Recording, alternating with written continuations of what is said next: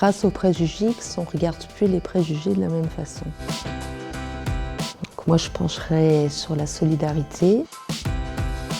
En fait, les deux, une belle création de départ et tous les ressentis de chacun ont amené une belle co-création.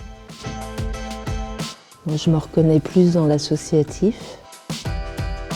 Le terme d'assistance, c'est plus dur à entendre, alors que quand on est accompagné, on l'entend autrement. Dans le collectif, c'est ça qui est intéressant, c'est de pouvoir se donner des uns des autres. Il y a un juste milieu, de pouvoir être bien seul et de savoir bien s'entourer. Il n'y a rien de tout blanc ou tout noir.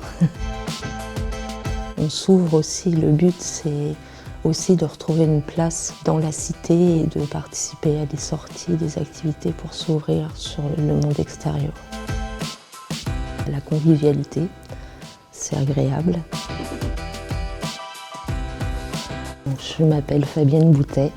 Donc à Entraide et vous, je suis tout d'abord adhérente et j'en anime certaines, des ateliers créatifs. Donc c'est un GEM, un groupement d'entraide mutuelle. C'est un endroit où toute personne qui souffre de solitude, de problèmes psychiques ou physiques, qui finit par être isolée, qui a besoin d'un coup de pouce pour reprendre une petite vie dans la société, est la bienvenue. On fait des choses ensemble, on organise des sorties, donc c'est un lieu de vie. Le non-jugement, le respect les uns des autres, la bonne humeur et tout ce qui est art et créatif. D'être victime de préjugés, comme moi j'ai pu le ressentir, et ça fait un déclic, on se sent moins seul.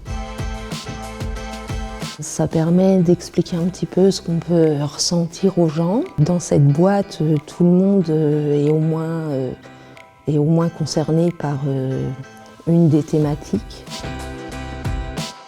Un groupe de personnes qui ont envie d'aborder un thème et de travailler sur les préjugés qu'ils peuvent ressentir et essayer d'expliquer à ceux qui vont lire comment ils réagissent directement aux préjugés reçus et ce qu'il faudrait faire pour que ça se passe mieux,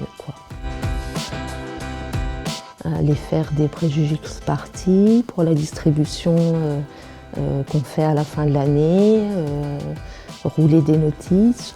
J'essaie de les aider, de les accompagner en en parlant autour de moi.